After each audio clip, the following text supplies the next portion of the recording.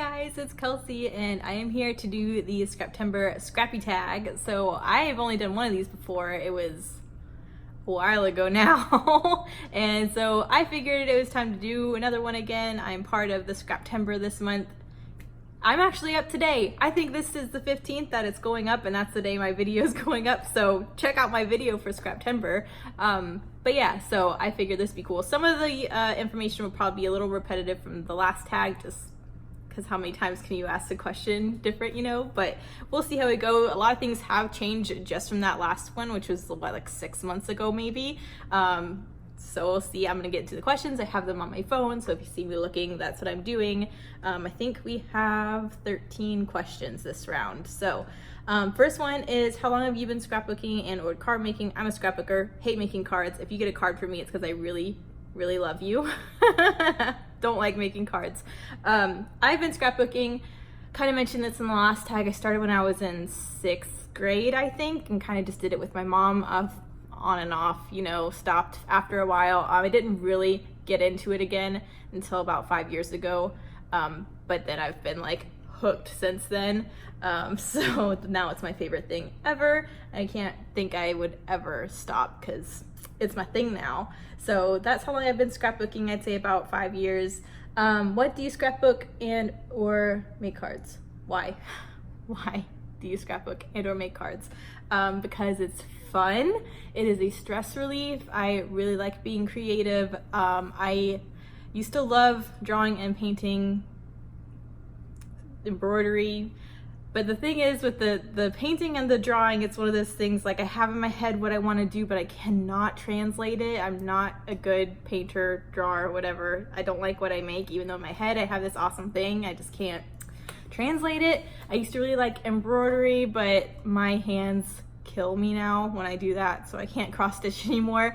I just love that it's memory keeping. It's better than Facebook for me. It's physical and it's just so much more personal. I'm a really sentimental person, and so scrapbooking just combines all of those things that I really love. I get to be creative, I get to record memories, I get to get memorabilia and really sentimental things recorded in a more permanent way, because I've had Facebook delete albums on me, delete pictures on me, and I go to find them. That's the only place that they are uploaded and saved, and they're gone forever. So I like having a physical form. That's not gonna happen. So yeah, and it also allows you to tell stories maybe you wouldn't put out there on Facebook, but you want to record the memory for you. I really enjoy that, so that's why I like to do it. Where do you share your projects, even those without a video? So if it doesn't have a video, I probably don't share it unless it's on one of the Facebook groups. I share almost everything I make, if it's for a challenge, on Facebook, whichever groups it is on. I'm on multiple Facebook groups and I love doing the challenges and participating that way. But if it's on YouTube and Instagram are the two places I really post. My Instagram is Kelsey May W, I think. I'll link it. I'm not used to having to do my Instagram tag. If you want to put it there, it's basically whatever I post on YouTube, so you can get all the close-up videos. It's easier for people who want to scrap lift than to have to try and pause a video on the page. It's easier just to have, you know, a picture. So yeah, Instagram, YouTube. I used to upload a lot of them on Pinterest, but I don't think I pinned them correctly or put their tags on them correctly so people can find them, because no one's ever found them. It's just another album that I've had stored. And so I felt like that was kind of nonsense. It's on Instagram, it's on YouTube. You can find it there. Number 4, what do you watch and or listen, if any, when you're creating? YouTube and Netflix. Sometimes movies, but if you guys saw my scrap room tour, I'm up in my little Crafty loft right now, and I look down over the railing into the living room to watch TV, and having to run up and down the stairs to change out movies or discs or whatever is like the most annoying thing when you're in your jam and you got your flow going on your page to have to stop to change out a movie. So I usually like watching something that's like a series that can just like play in the background. You guys know I have an unhealthy obsession with The Office. I'm watching Parks and Rec right now just because The Office is, I had to do something else. Silly shows though I can watch, I don't have to pay attention to, that I know what's going on without having to like watch. I mentioned in my last video, I really liked like Family Guy and Bob's Burgers too. But it's only so many times you can watch those. Those get real annoying real quick if you watch them, you know, day in and day out. Somehow I can watch The Office forever on repeat and not get tired of it though. So something on the TV. I don't really listen to music or anything. I just like having a show on in the background.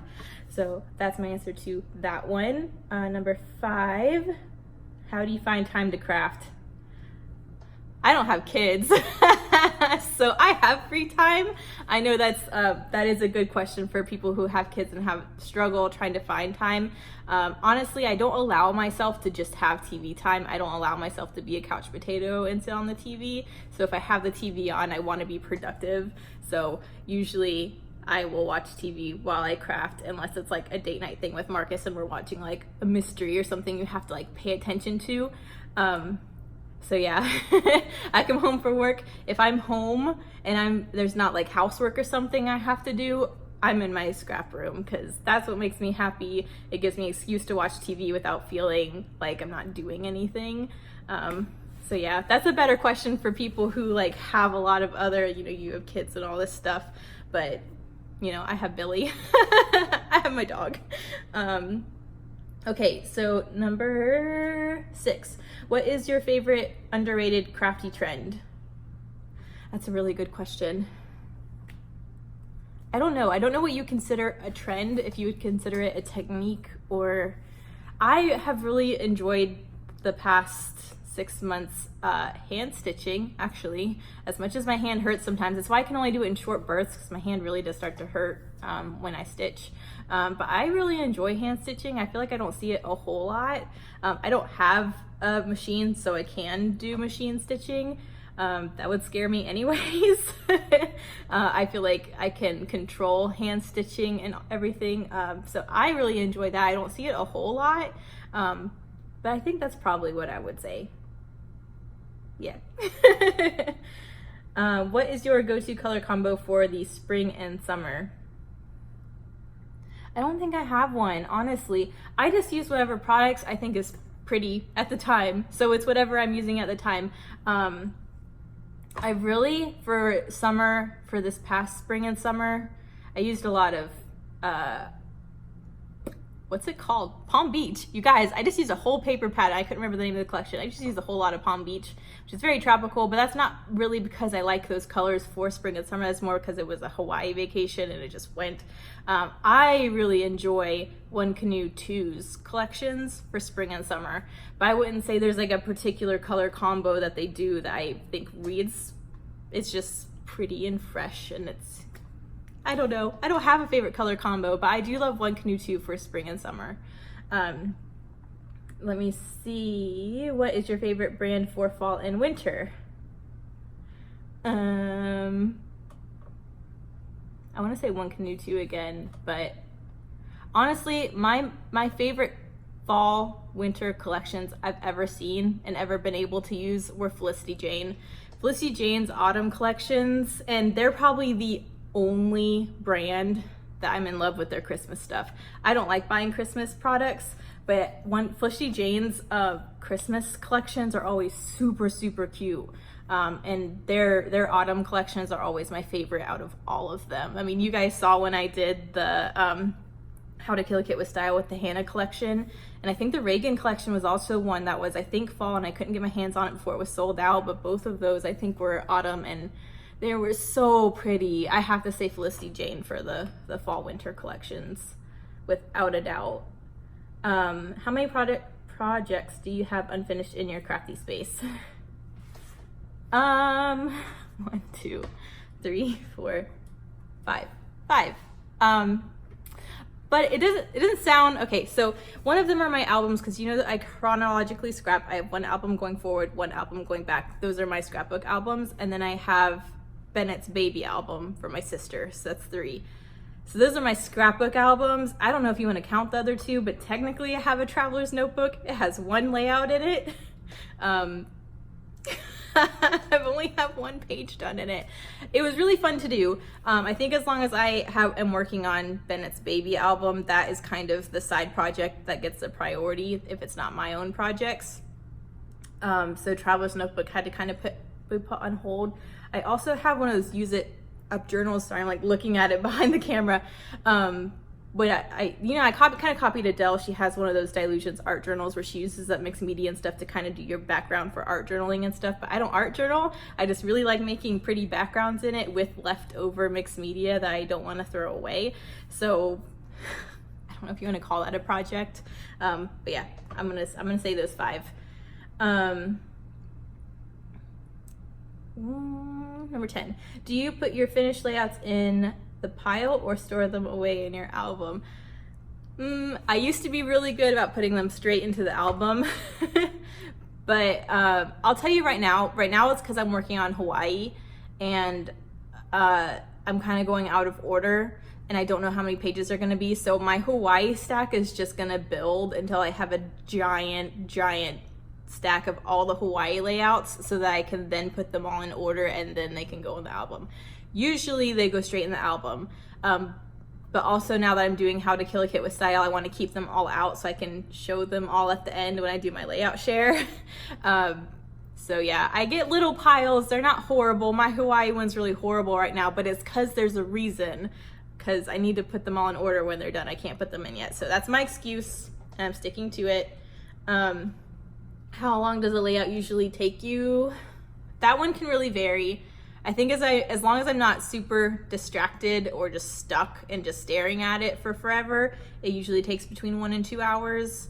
I mean, I have some live videos if you really want to know. They're usually about an hour and a half, but those pages usually are kind of more on the simpler side because I don't want it to last 3 hours by trying to have you guys sit through finding embellishment, and I usually get stuck easier on the real times because I'm trying to talk to you guys. But yeah, if you want to see the actual pace I scrap, I do have some real times up on my channel. Number 12. How did you make it on a design team, and or why did you pick the design team to run? I'm not on a design team. Do I want to tell you guys this? Because if I don't get it, then you're all gonna know I didn't get it. I did apply for the Felicity Jane design team. I said it. I am not expecting to get it. I would love to get it. But the people on their design teams are so talented and have such beautiful, beautiful projects that they always post.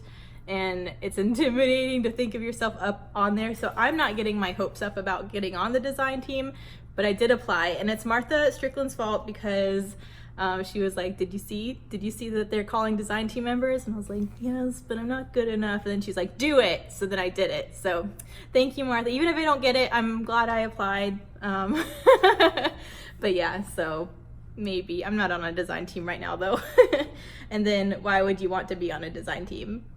I love Felicity Jane. I love them. And I really have to save up and have an excuse to splurge because I am so frugal. I usually don't get to buy their stuff unless it's like their Black Friday sale or something. Because I've only been able to buy one of their kits, and it was my Christmas present for myself. So yeah, I love Felicity Jane. I would love to be a part of them and rep them and spread the word and all the prettiness, and I would love to be able to get the products for free since I can't afford them on my own, which is not that they're overpriced. They're not. That's beautiful, good quality stuff that is very reasonably priced. But I want to buy all the things. I want to buy full collections, and when I'm as frugal as I am and I'm on a budget, it's difficult because I try and buy things secondhand or at Tuesday mornings when it's been out for a year and is marked down 70%. So yeah, that's why I would want to. But that is all the questions. So that was really fun. I guess they were different than the last one. Some of the stuff was repetitive, but that is my Scraptember Scrappy tag. Make sure you watch everyone else. There is a hashtag. It is hashtag Scraptember Crafty tag. I will link that below. Make sure you check out everyone else's crafty tag. I'm tagging Moira because she tagged me on the last one. If you already aren't making one or you haven't already been tagged by 100 other people, I'm tagging you.